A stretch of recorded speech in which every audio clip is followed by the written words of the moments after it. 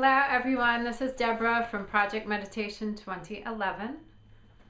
I'm here today with the second video about creating a sustainable meditation practice. Now last week we talked about picking a time for meditation, sticking with that time.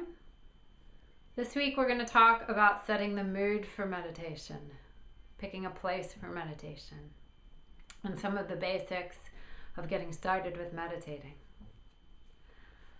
But first I want you to think about the way that you feel during the day. We often get very constricted and tight during the day when we're running around and we're lost in our head in our own little world. This is human nature. We have a lot of stressors out there in the world. So meditation is for spaciousness. When we begin to create spaciousness in meditation, we start to see the effects through the day. We remember to be open. We remember the feeling of meditation, and we can also bring that into our daily lives. So when we talked about the timing last week of meditation, I asked you to be consistent with your time. This helps to set you up for success. And you also want to pick a place to meditate and stick with that place. There's a meditation energy that gets built up in a certain area, and if you have the same time and place for meditating, it's going to be easier to slip into the groove of meditation over time. When you pick your place, you want to find a place that's comfortable and convenient for you. It may be your home, your bedroom, your living room, or you may even have a meditation room. Lucky you. But you can even meditate outside. When it gets cold, that's not going to be real pleasant unless that's your thing. If it is, then go for it. I pick my bedroom because I meditate upon rising, which is a great time of day to meditate. And I just roll right out of bed and sit up. And I have all my little props right next to me. I've set myself up for success. I have my alarms set and ready to go, so I know that I'll be able to come out of my meditation on time.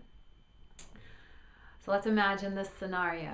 You wake up, you sit up in bed, maybe you light a candle, you grab your meditation blanket and you cocoon yourself up in the blanket so that you're warm and comfortable. And you definitely don't push the snooze button because you know you've committed to meditating. So because you've made that commitment, you actually get up and do it. And then you're going to sit up straight with an elongated spine. Perhaps you choose to sit in a chair for meditation, and that works great. If you sit in a chair, you want to sit up straight with your feet on the floor. You can do anything you want with your hands, whatever feels comfortable. If you're sitting on a surface, then you're going to want to sit cross-legged or any position that feels comfortable for you, but you want to make sure that you can have a straight spine. And those beautiful lotus poses that you see in the pictures in the magazines, that we're going to leave those to the super flexible. I don't know many people who are comfortable sitting in that position for any length of time. So once we have sat up and we get comfortable and we get in a position that feels good to us, we're going to close our eyes and we're going to start to focus on our breath.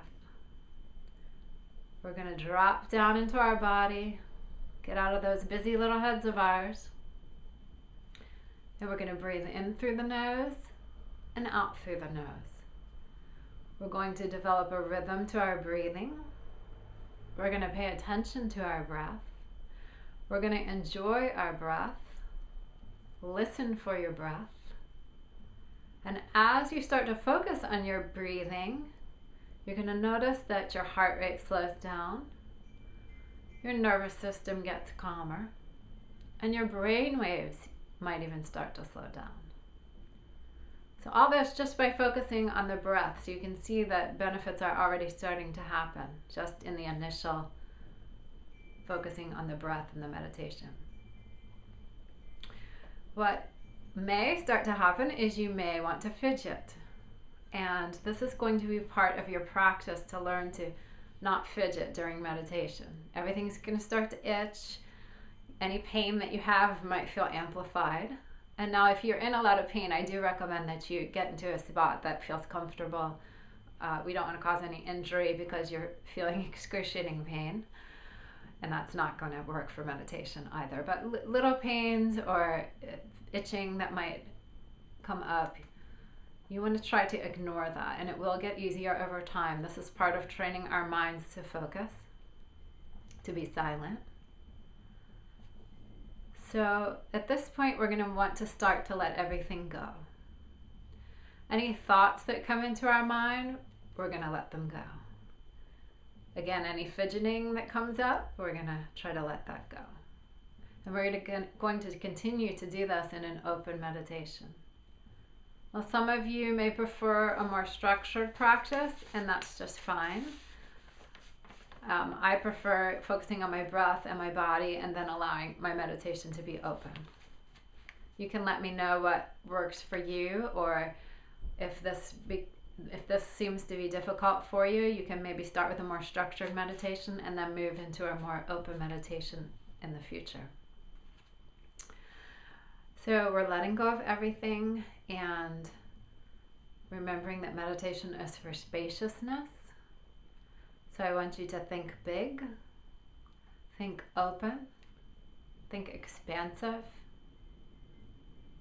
And until next time, thanks for watching.